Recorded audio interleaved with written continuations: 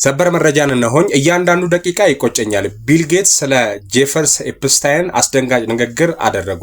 የዓለማችን ቢሊዮነርና የማይክሮሶፍት መስራች ቢል ጌትስ ከታዋቂው የወሲብ ወንጀለኛ ጄፈር ኤፕስታይን ጋር በነበራቸው ግንኙነት የተሰማቸውን ጥልቅ ጸጸት በይፋ ተናግረዋል።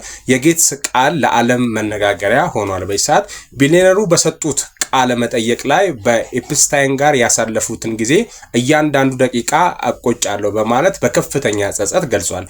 ለምን ተገናኙ?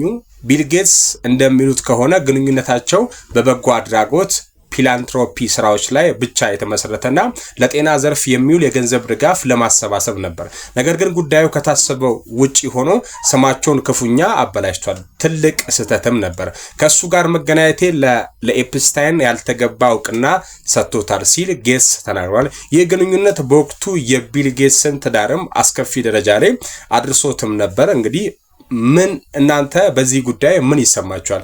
ቢሊዮነሩ ይህንን የተናገሩት የምር እዚህ ጉዳይ ላይ ስለሌሉ ነው ወይስ ደግሞ ስማቸውን ለማጽዳት ነው? ጥያቄ አለ ለእናንተ። ይሄ ጄፈርስ ኤፕስታይን የሚለው ፋይል የምን ፋይል መሰላችሁ? ከስኪን ትሬድ እና ከሴክስ ትራፊኪንግ ጋር የተገናኘ የወንጀል ስራ ነው። ወይ አክቹዋሊ ያለበት ሰው ነው ወይ ደግሞ ያ እንዲካሄድ አብሯቸው ሲተባበር የቆየ ሰው። እነዚህ ፋይሎቹ እዚህ ጋር የነበሩበት ሰዎች ስም ዝርዝር እዚህ ጋር አለ። ትራምፕም አለበት እዚህ ጋር። እንግዲህ እናንተ ምን ትላላችሁ? እስኪ ሐሳብ አስተያየታችሁን ኮሜንት ሴክሽን ላይ